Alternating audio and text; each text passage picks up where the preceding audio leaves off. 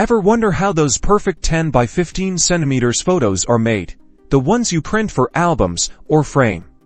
Let's demystify the process in Photoshop and get your images ready for anything. First, open your image in Adobe Photoshop. We'll be using the crop tool, so look for it in the toolbar on the left-hand side.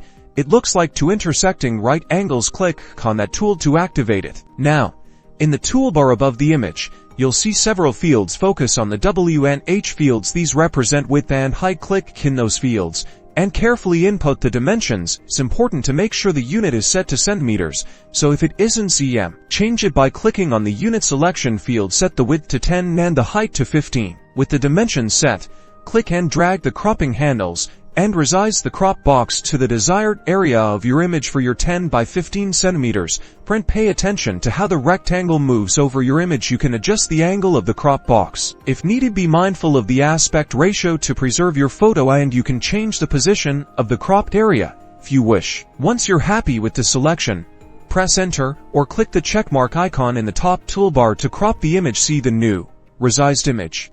Your photo is now perfectly sized at 10 by 15 centimeters. From here, you can save your new image and send it to your favorite photo lab or print it at home.